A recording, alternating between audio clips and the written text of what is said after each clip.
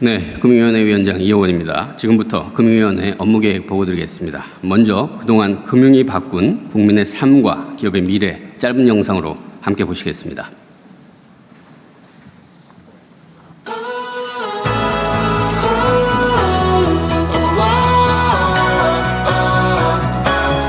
텔레그램 메시지, 문자, 전화는 계속 오고 너무 무서웠습니다. 저처럼 힘드신 분들 신용회복위원회로 바로 가십시오. 참지 마세요.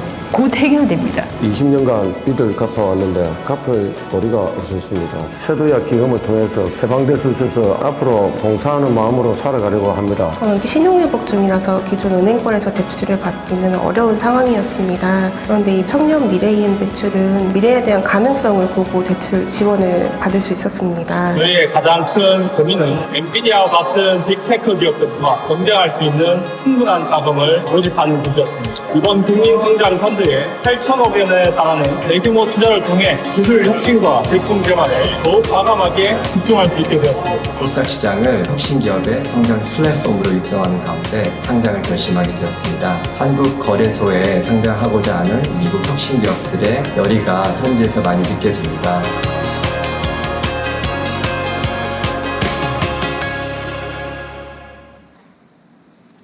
네, 지난해 말 업무보고를 통해 국민께 드린 약속을 지키기 위해 지역과 산업, 정책과 글로벌 현장을 쉼없이 뛰었습니다. 책상 위의 정책이 아니라 국민의 삶에 도움이 되는 정책, 성과로 증명되는 정책을 만들고자 달려왔습니다. 그 결과 금융의 방향은 바뀌었고 변화가 나타나고 있습니다. 자본시장은 만성적 디스카운트의 벽을 깨고 프리미엄 전환의 문을 열었고 자금은 부동산에서 생산적 분야로 이동하기 시작했으며 포용금융은 사람 살리는 금융으로 전환하고 있습니다. 이제 그 변화의 물줄기를 대도약의 동력으로 전환해 대체불가 대한민국 뒷받침하는 금융구조개혁을 더 강하게, 더 빠르게 본격화하겠습니다. 핵심 방향은 세 가지입니다. 초격차 산업강국을 선도하는 생산적 금융, 국민의 삶을 지키는 포용적 금융, 시장 안정과 혁신으로 신뢰받는 금융입니다. 먼저 생산적 금융으로 초격차 산업 강국을 향한 도약의 길을 열겠습니다. 금융이 초격차 성장의 선봉에 서겠습니다. 글로벌 기술 패권 전쟁에서 승패를 가르는 것은 얼마나 신속하고 과감하게 대규모 인내 자본을 공급하느냐입니다. 이에 국민성장펀드 규모를 150조 원에서 200조 원 이상으로 확대하고 지원 대상도 우주 등 미래 전략 산업으로 넓히며 지원 방식도 직접 투자를 더 늘리겠습니다. 세상을 바꿀 게임 체인저인 국가 전략 기술에 집중 투자하는 한국 전략기술 투자 파트너스를 신설하여 최대 10조 원의 장기 투자 자금을 공급하겠습니다. 성장의 기회는 전국 곳곳으로 넓혀 모두의 성장을 뒷받침하겠습니다. 5극 3특과 연계하여 정책금융의 지방 공급 목표를 164조 원까지 확대하고 지역기업을 우대하는 금융 프로그램을 계속 신설하겠습니다. 민간금융도 지역으로 더 많이 흐르도록 지역 재투자 평가의 실효성을 높이고 정책금융, 대기업, 금융기관이 함께하는 지역 상생 프로그램을 확산하겠습니다. 자본시장은 국민이 성장의 과실을 함께 누릴 수 있도록 체질 개선 노력을 더욱 속도감 있게 추진하겠습니다.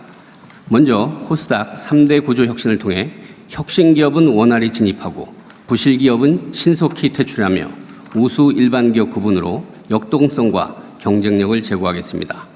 허위 과장 정보, 핀플루언서 불법행위 등 시장 교란 행위는 엄정 대응하고 결제주기 단축, 공모주 청약증거금 이자 지급 등 투자 과정에서 불편, 불합리한 부분은 국민의 눈높이에서 바로잡겠습니다. 중복상장 원칙 금지, 저PBR 기업 공표, 배당 확대 유도로 주주가치 중심 기업 문화를 확산하여 국민의 자산이 우리 증시에서 장기간 머물 수 있는 여건을 만들겠습니다.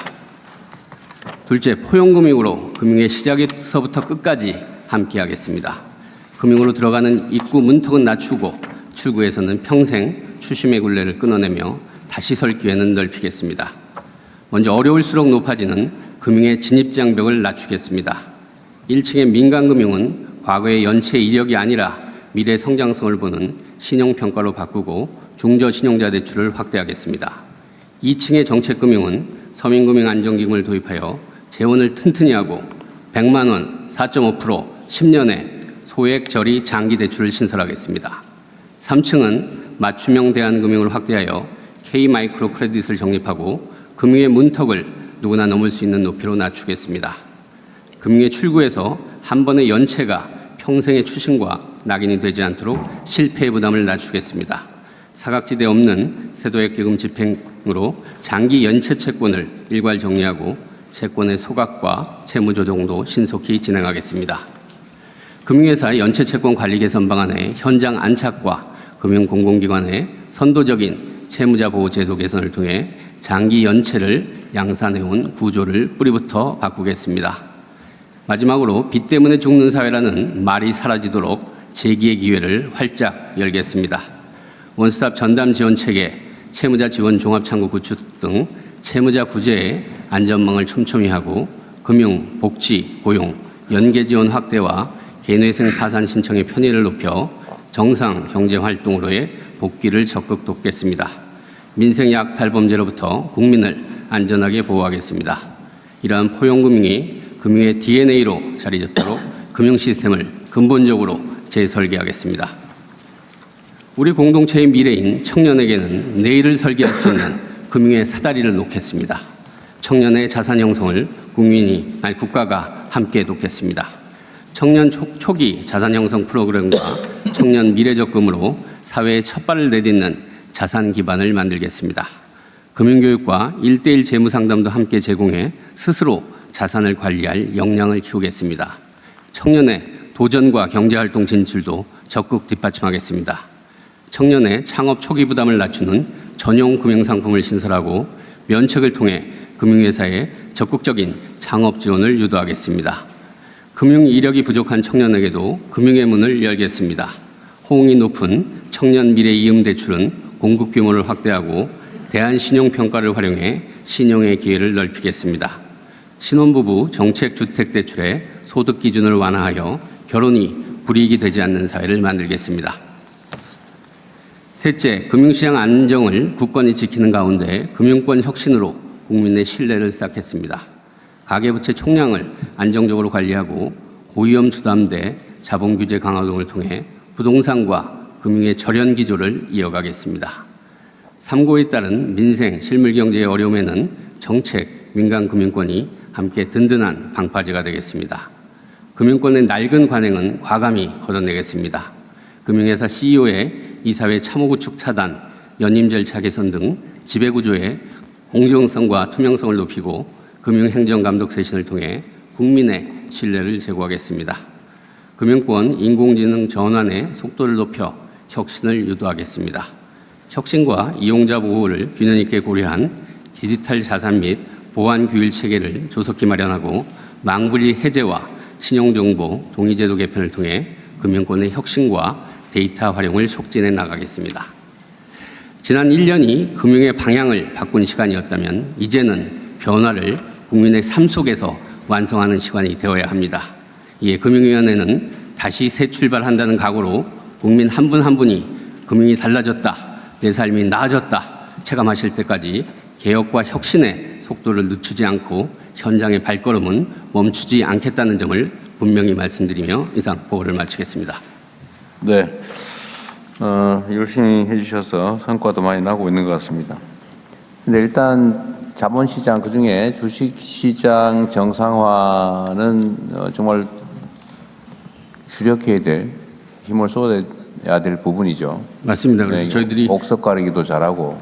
그래서 시장에서는 사실 저희들이 너무 굵직한 대책을 너무 빠르게 많이 내놓는다고 현기증이 날 정도라고 할 정도로 중복 상장 문제, 동전주 상장 폐지, 저PBR, 코스닥 세그먼트 계속해서 저희들이 대책을 지금 만들어서 체질을 구조를 바꾸는 게 가장 급선무입니다. 어쨌든 반드시 필요한 조치는 저항이 있더라도 신속하게 도입하도록 하시고요. 그 중에 논란이 있는 부분들은 좀 신중하게 하도록 하십시오. 네. 이게 최초의 제도 도입이나 뭐 이런 것들이 가끔씩은 그 부작용의 측면 때문에 혼란을 초래하는 경우들이 없을 수는 없는데, 근데 그런 거 좀 신중하게 하도록 하시고, 어쨌든 이 주식시장이라고 하는 게 좀 잠재력 있는 기업들한테 기회를 만들어주고 자금 조달을 가능하게 하고 또 국민들한테 투자의 기회를 주는 거 아닙니까? 근데 이게 너무 이제 거의 돌덩이가 돼버린 거는 좀 골라내야 되는데 그게 좀 쉽지가 않죠. 저항 때문에. 그래도 과감하게 해야 됩니다. 네, 이번에 7월 1일부터 시작이 됐습니다. 동전주, 그다음에 시가총액 기준도 높이고 그래서 지금 시장에서 굉장히 많은 변동들이 생겨나고 있습니다. 어쨌든 거기에 뭐 우량 기업들은 어차피 뭐 코스피 시장이겠지만 코스닥 시장은 어쨌든 성장할 가능성이 있는 새로운 기업들한테 기회를 주는 거지 않습니까? 맞습니다. 네. 그게 없어져야 말씀하시는 그 공간이 생겨서 혁신적인 기업이 들어갈 수가 있는 거거든요. 네. 저는 그거는 좀 잘 챙겨주시고요. 또 한 가지는 이게 금융이 아까 사람 살리는 금융 그 표현 정말 잘해 주셨는데 사람을 죽이는 금융이 되는 경우가 많잖아요. 저는 금융에 대해서 우리 국민들께서도 약간 오해가 있는데 이상하게 우리나라는 빚을 탕감해 주는 거에 대해서 가혹하리만큼 좀 엄격해요, 그죠? 이것도 일종의 선동에 영향을 받은 측면도 있는데 도덕적 해이라고 하는 게 필요한 좋은 말이긴 한데 연체 채무자들의 연체 채무를 정리하는 거를 가지고 그럼 누가 성실히 빚을 갚겠냐라고 지적을 하는 경우가 매우 많아서 연체 채무 탕감에 대해서 매우 소극적인 게 사실이거든요. 그런데 아주 단순하게 생각을 하면 예를 들면 5년, 10년 된 장기 연체 채무를 정리를 하는 것은 사실 서구 사회는 아주 기본적인 거잖아요. 그게 꼭 장기가 아니더라도 내가 빚을 졌는데 갚을 능력이 없다. 그러면 사실은 파산하고 면책하고 다시 재출발해 주는 게 사회적으로도 도움이 되고 당사자한테도 도움이 되고 채권자도 사실 그게 정리해버리는 게 좋기 때문에 다른 나라에서는 소위 선진국들에서는 이게 아주 일상적으로 편하게 빠르게 이루어지고 있는데 우리나라는 그건 너무 어려워요. 그래서 결국은 뭐 5년, 10년, 15년 되고 저 원금 빌린 게 1,000만 원인데 막 늘어나가지고 5천만 원 돼서 평생 빚쟁이 돼가지고 그러다가 결국은 애들 끌어안고 극단적 결정을 해버리고 막 이러지 않습니까? 근데 이게 사회적으로 보면 이 도덕적 해이도 아니고 누가 돈 몇천만 원 때문에 신용불량 돼가지고 취직도 못하고 예금 계좌도 개설 못하고 그러고 살겠어요. 집도 못 얻고 맨날 압류당하고 그러면서 내가 내 7년 버텨가지고 원리금 탕감받아야지 이렇게 마음먹고 능력이 있는데 막 신용불량 돼가지고 취직도 못하고 계좌 개설도 못하면서 7년 버티는 그런 사람이 어디 있어요. 그게 더 손해인데 이 현실을 인정을 하고 사실 갚을 수 없는 사람 빨리 탕감을 해줘 버려야 그 사람이 정상 경제 활동을 하고 그래야 사회 전체적으로 경제가 정상적으로 잘 돌아가잖아요. 이게 사회적으로 필요한 일이란 말이에요.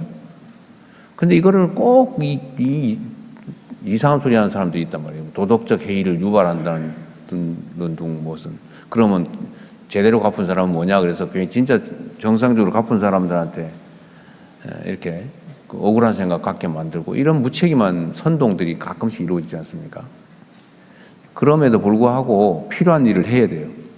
우리가 비난이나 아니면 선동 때문에 공격당한다고 할 일을 안 해버리면 사회가 어떻게 되겠어요? 그래서 이 갚을 능력이 없는 장기 연체 채무자들은 빨리빨리 정리를 해줘야 됩니다.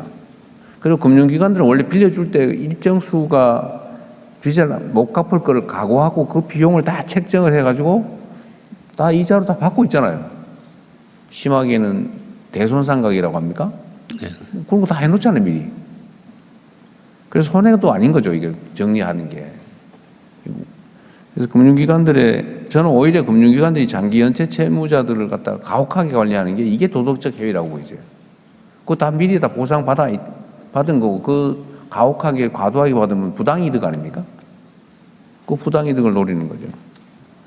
그래서 이 갚을 수 없는 빚 때문에 사람이 죽거나 아니면 사회로부터 격리돼서 경제활동을 못하고 결국 사회 공동체 전체가 손해를 보는 그런 일이 없어야 돼요.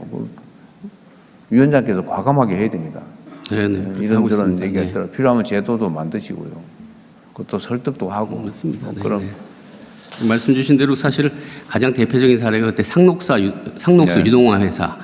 근데 그걸 금융회사 대표들, 주주로 있는 대표들한테 물어보면 자기들이 그게 있는지조차도 자기들은 몰랐다는 겁니다. 근데 거기 수십만 명이 고통받고 있었잖아요. 네, 근데 그걸 주요 관리하는 회사는 거기에 이해관계가 있지만 그 정도로 이게 말씀하신 도덕적 해이랑 연결되는 문제가 아니라 관심과 관리의 문제여 갖고요. 이 자체를 내재적으로 그 시스템 내에서 할 수 있도록 저희들이 여러 가지 그 내재화할 수 있는 그런 시스템 쪽으로 아예 바꿔가고 있습니다. 그거 저 찾아서 보도한 언론사한테 그 고맙다 그랬어요? 네, 식사 같이 한번 했습니다. 네. 그 이후로 식사만 내가 되겠어요. 근데 그 이후로 다른 신문사들로 계속 그런 추적해갖고요. 네. 계속 많이 생기는데 말씀하신 대로 그게 저희들한테는 보고입니다. 그런 거 주시면 저희들이 계속해서 해결해 나가겠습니다. 그 저 보상 확실하게 하세요. 네, 알겠습니다. 네. 그리고 네, 됐습니다. 저 혹시 뭐 총리님 하실 말씀 있으면 하시고 넘어가면 좋겠네요. 없어요. 네. 저 아까 저기 저 금융 송지원님 아까 발언 기회 말씀하신 받으셨는데요. 마저 하십시오. 요거 말씀하시고 기획예산처 세션으로 넘어가겠습니다. 다시 말씀드리겠습니다. 요약해서 해주세요. 네. 6월 2일 날 국무회의에서 대통령께서 금융당국에 당부하신 두 가지가 있었습니다. 취약 채무자를 추가로 찾아낼 것과 채무조정 홍보를 강화할 것에 대해 현장형 실행안을 제안드리겠습니다. 정부와 지자체 홈페이지에 24시간 익명으로 이용할 수 있는 채무위기 자가진단 창구를 만들어 주십시오. 행정정보에 잡히지 않는 취약 채무자를 찾기로 추가로 찾아내고 자신에게 맞는 채무조정제도와 공공상담기관까지 연결하는 모두의 금융회복입니다. 어제 금융위원회가 발표한 경제적 위기자 자살 예방 대책의 방향에 공감합니다.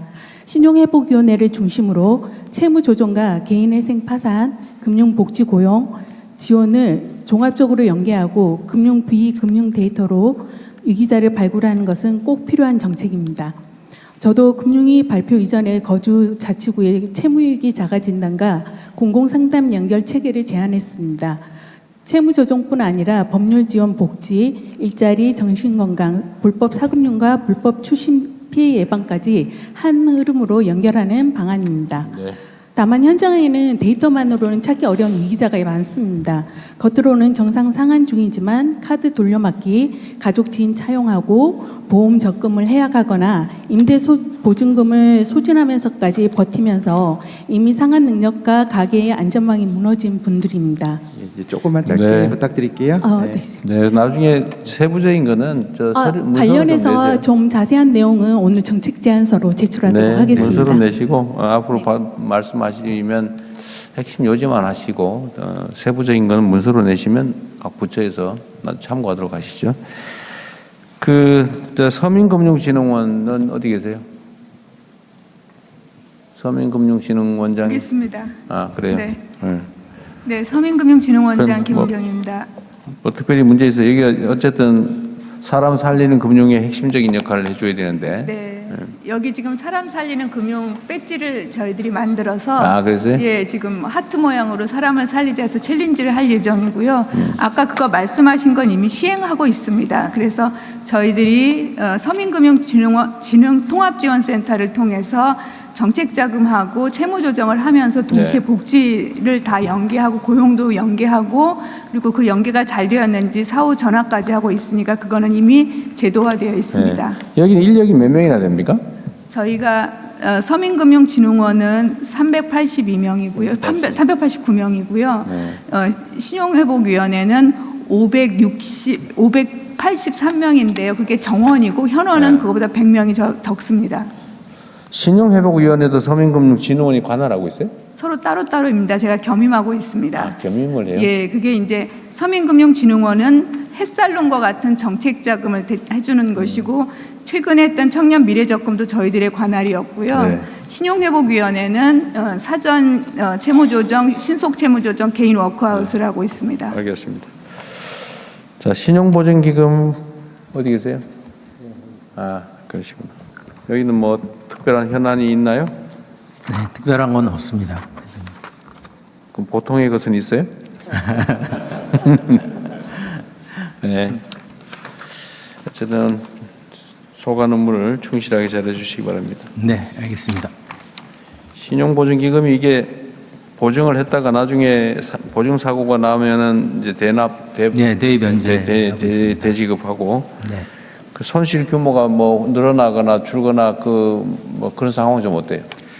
손실 규모는 저희가 한 2.3조 원 정도. 저번에 부실, 저거 때문에 코로나 때문에 부실 규모가 확 늘어났을 네, 텐데 맞습니다. 그 이후 좀 어떻게 됐어요? 대입 면제를 이제 저희가 하고 나서 저희가 코로나 이후에 만기 연장하고 상환 유예를 좀 해줬습니다. 네. 그게 계속 24년부터 연장되고 와 있죠. 나타나면서 네. 이제 상환 유예가 끝나면서 손실 구조가 좀 늘어났고요. 지금은 전체적으로 부실률이 3.7% 정도 수준을 유지하고 있습니다. 그러면은 혹시 뭐 이 신용보증기금에 막 구조적인 심각한 문제가 발생하거나 그러지는 않습니까? 전혀 없습니다. 전혀 없어요? 네. 너무 자신감 넘치시는데. 알겠습니다. 네. 다행이네요. 네. 자, 예보. 예금보험공사는 이게 지금 금융기관들 사고 나면 뒤처리하는 데죠? 예, 그렇습니다. 지금 좀 어떻습니까? 네? 지금 현재는 특별히 문제가 되는 것 같지는 않은데. 지금은 요즘은 뭐 국내 금융시장이 워낙 좋아서 특별한 문제는 없고 현재 지난번에 말씀드린 그 예별 손해보험 매각 작업이 현재 진행 중인데 그 부분이 올해 말까지 잘 정리되면은 그 외에 다른 거는 없을 것으로 생각하고 있습니다. 네, 특별히 문제가 뭐 없는 모양이네. 자, 중소기업은행 어디 있어요? 중소기업은행은 지금 상황이 좀 어떻습니까? 이제 포괄적으로? 예. 지난해랑 크게 다르지는 않고요. 지금 최근에 이제 고물가 고금리 때문에 부도율이 약간 연체율이 다소 좀 올라가는 추세에 있습니다. 그렇지만 크게 심각한 상황은 아니고요. 예, 견딜 수 있는 체력은 되고 있습니다. 지금 이제 첨단 기술 기업 중심으로 경기 회복이 되고 있는 상황으로 보여지는데 그 중에 이제 예를 들면 뭐 K뷰티나 이런 건 좀 다르긴 하지만 대체적으로 중소기업들 상황이 좀 어려워지고 있는 거죠, 평균적으로?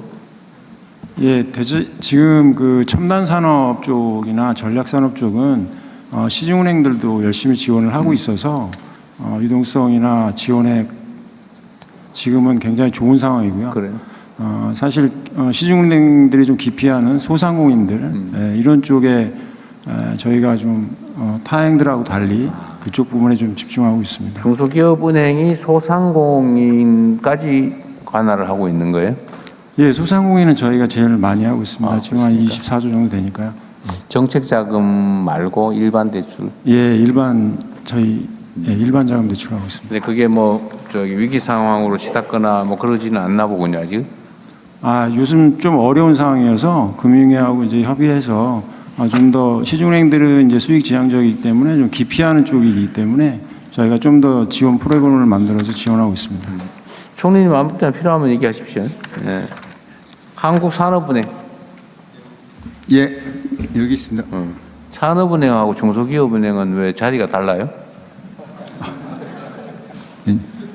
잘 모르겠습니다. 산업은행이 규모가 더 커서 그런가? 설립 연도 뭐 그런 기준이 있습니다. 나름의 서열이 있는 것 같더라고요. 역사가 역사가 있어서. 예, 워낙 법에 뭐 나이나 이런 걸로 한 건 아니죠. 그건 아니고 아마 설립 연도나 그런 걸로 했을 거예요. 산업은행 상황은 어떻습니까? 뭐 좀 국민성장 펀드가 이제 중심으로 운영되고 있는데 차질 없이 진도가 나가고 있고 더 속도를 내려고 지금 애를 쓰고 있습니다. 그리고 지금 전통 산업이 좀 약간은 좀 어려운 부분이 좀 있는데 그 부분을 이제 빨리 AX 전환해서 생산 원가를 낮추는 게 이제 관건일 것 같습니다. 지금 그렇지 않아도 이제 정부 정책이 생산금융을 워낙 이제 확대하고 하다 보니까 특히 첨단 산업 쪽에 가까운 쪽들은 굉장히 분위기가 좋고 전통 산업 쪽이 좀 어려워서 각별히 신경을 쓰고 있습니다. 전통 산업이라고 하면은 뭐 화학, 철강 이런 데 말하는 건가요? 네, 그렇습니다. 산업은행은 원래 큰 덩치를 감당하죠? 주로 중견 이상으로 대기업 커버합니다. 예. 네, 자산관리공사. 네, 정정훈입니다. 네. 아, 그래요. 자산관리공사는 좀 어떻습니까, 상황이? 지금 저희들은 국유재산 업무하고 가계 재기 지원 업무를 하고 있는데요. 사실 그동안 몇 번 언론에도 나왔듯이 저희들 그동안의 가계 지원 업무가 좀 시대적 요구에 그 포용적 금융에 좀 뒤처진 면이 있었습니다. 네. 그런 부분에 대해서 송구스럽게 생각하고요. 그 지난해부터는 저희들이 그동안 해왔던 소멸시효의 뭐 연장 관행 또 장기적인 추심 관행 이런 것들을 적극적으로 변화를 시키고 있습니다. 네. 뭐 선도적으로 특별 소각도 했고요. 또 금융위하고 잘 협의를 해서 소멸시효제도가 우리 국민들의 재기에 적극 도움이 될 수 있도록 최선을 다하겠습니다. 이거 지금 자산관리공사 전에 막 이것저것 너무 많이 팔다가 문제된 데죠. 국유재산 문제는 그때 대통령께서 지시를 하시고 그 이후에 지금 재정경제부요. 그때 국유재산 매각제도 전면 개편을 그때 발표를 하고 지금 시행을 다 하고 있습니다. 혹시나 싶어서 한번 물어보는데 국유재산 팔았는데 매각 대금 못 받고 그런 사례 있어요 혹시? 매각 대금을 안 주면은 소유권 이전이 안 되기 때문에 매각에서는 문제는 그렇게 떼어먹히는 경우는 없군요. 예, 그렇습니다. 알았습니다. 어쨌든 국유재산 관리도 잘해야죠. 네, 열심히 하겠습니다. 그리고 이런 것도 있을 수 있는데 내가 그 얘기를 누구한테 들어서 그러는데 이제 매각을 안 하고 관리를 할 때 방치하는 경우가 꽤 있다고 해요. 이게 무슨 얘기냐면 이거 안 팔고 가지고 있으면 빌려주면 유용하게 쓸 텐데 임대도 안 하면서 방치해놓고 그 관리를 엉터리로 하더라. 그런 주장이 있어요. 그건 어떠세요? 뭐 일부 그런 민원이 있는 건 사실입니다. 사실인데 저희들이 이번 매각제도 개편과 관련해 가지고 다시 한번 그런 민원에 대해서 전수조사를 했습니다. 전수조사를 해서 조사해봤군요. 해봤더니 어쨌든 팔아달라고 하는 거에 대해서는 저희들이 법률상 제한이 있거나 뭐 팔아달라는 거야. 그거 팔고 말고는 우리 정부 방침에 따라 적절히 잘 판단되는데. 임대해달라는 거에 대해서도 그냥 안전에 문제가 있거나 아니면 여기 뭐 공공청사용으로 이렇게 묶여 있는 또 건물들이 있습니다. 용도 때문에. 근데 용도 변경이 안 되는 거를 또 다른 것에 쓰겠다 그러면 나름의 이유가 있더라는 거죠. 그렇습니다. 하여튼 합리적으로 잘 판단하십시오. 네, 알겠습니다. 자, 그다음에 주택금융공사? 네. 주택금융공사는 주택자금 대출해주는 그런 역할을 하나요? 네, 서민중앙정부위한 주택구입자금 대출도 하고. 저번에 전세 대출해주다가 엄청 떼어먹힌. 그건 저희가 아닙니다. 그게 아니에요? 예, 저희는 이제 주로 전세 대출 보증을 하고 있고요. 대출 보증을 하니까 예. 전세 사기를 당하면 대신 지급해줘야 되잖아요. 네. 그래서 저희가 그 피해를 꽤 많이 입은 데 아니냐 그 말이지. 저희도 전세 방안 보증도 하고 있고 거기서 사고가 나면 대변제를 하고 있습니다만은 그 사고가 많이 났던 데 아니냐 그 말이지. 아닙니다. 저희가 아니고 다른 기관. 거기는 이제 국토교통부 산하 허그라고요. 다른 기관입니다. 여기는 피해를 안 봤어요, 그러니까? 네? 여기는 피해 보지 않았어요. 전세 사기로 인한 피해가 없다 그 말이에요? 보증을 했으니까 피해가 있겠죠. 네네. 물론 이제 대변제도 하고 또 부당채권 관리도 합니다만은 대통령 말씀하신 그런 큰 피해를 입지는. 그건 주로 허그 피해를 입었다. 저희 하여튼 그 사고율과 그 사고 규모가 그러니까 안정적으로 이게 관리되고 있습니다. 그 전세 대출 보증 또는 반환 채무 보증 그렇습니다. 이런 걸 하는데 그게 이제 사고가 나면 대신 지급하잖아요. 예. 그리고 이제 예상되는 이제 사고율에 기해서 보험료를 받았을 거고. 네. 근데 그 예상보다 사고가 많이 나면 이제 손해가 발생하는 거잖아요. 그렇습니다. 그 어느 정도였어요? 손해 난 게 얼마 정도였어요? 저희가 전세 보증 관련해서 무슨 손실이 크게 발생하지는 않는데. 그러니까 얼마 정도가 났냐니까요. 크게가 아니라 작게는 얼마나 났냐고요. 저희가 감이 전혀 안 잡혀서 그래요. 손실이라는 몇 천 원이냐, 몇만 원이냐, 몇 억이냐, 몇십억이냐, 몇백억이냐, 몇천억이냐, 몇 조냐. 그러니까 제가 지금 사고 나중에 사고액이 한 300, 금년에 한 368억 정도 됩니다. 금년에? 예. 근데 그게 다 손실이 아니고 그 사고액 중에 상당 부분은 정상화가 되고 그다음에 저희가 대외 변제를 하게 되면 그다음에 이제 구상 채권을 회수하는 절차를 밟기 때문에 연간 올해 발생한 게 전반기에 한 400억 이내에 대지급이 있었는데 예. 이 중에 일부는 나중에 상환 또는 보완 조치가 될 수 있다. 네, 그렇습니다. 그러니까 금년 5월까지 대위 변제한 것은 315억입니다. 315억. 예. 그럼 한 1,000억 이내 연간. 그러면 이때까지 누적된 걸로 하면 몇 천억은 되겠네요. 그게 누적이 계속 쌓이는 게 아니라요. 그게 정리되고 또 이제 새로운 것들이 이제 사고 나면은 처리하고 그래서. 물론 그렇지. 예.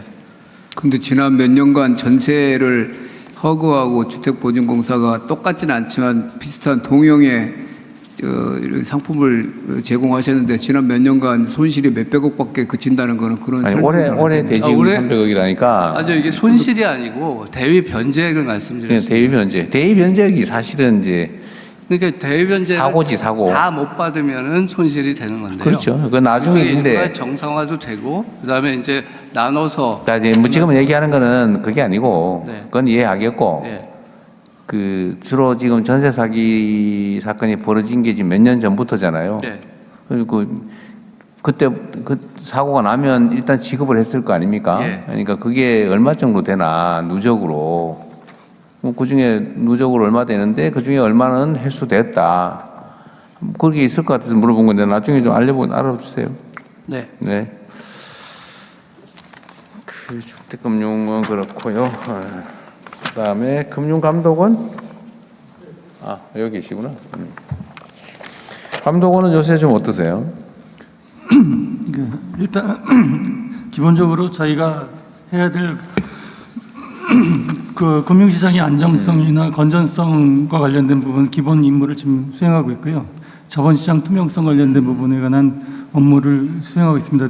특히 이제 금융위와 원팀이 돼가지고 생산적 금융과 포용 금융을 지원하는 그런 일상적인 업무를 하는데 특히 요즘 같은 경우에는 보험 사기나 그 자본시장 범죄들 관련돼서 단속이나 이걸 관리를 위해서 이 부분에 집중적으로 업무를 추진하고 있습니다. 보험 사기도 여기서 관리해요? 네. 자본시장, 보험 사기, 보험 여기서 관리하고. 얼마 전에 보니까 뉴스 보니까 그 무슨 한약 그 보험 사기 그건 혹시 금융감독원이 고발하거나 그런 거예요? 네, 저희가 전반적으로 지원하고 있습니다. 그래요? 네. 보험회사들이 고발을 했던데? 네, 보험회사 쪽에서는 정보나 이런 것들을 저희가 정리해서 수사기관에 정보를 제공하고 있습니다. 그랬어요? 그 다음에 최근에 그 삼성 하이닉스 ETF 때문에 많이 당하고 계신 모양인데? 네, 아닙니다. 시장 관리자로서 저희 책임이 있어서 그 책임을 달게 받고 있습니다. 네. 자, 한국거래소. 있습니다. 여기도 ETF 때문에 시끄럽죠? 예, 그렇습니다. 보안 대책을 잘 신속하게 마련하도록 하시고요. 예, 그렇게 하겠습니다. 하여튼 자본시장 정상화, 선진화 문제는 중요한 과제니까 잘 챙겨보십시오.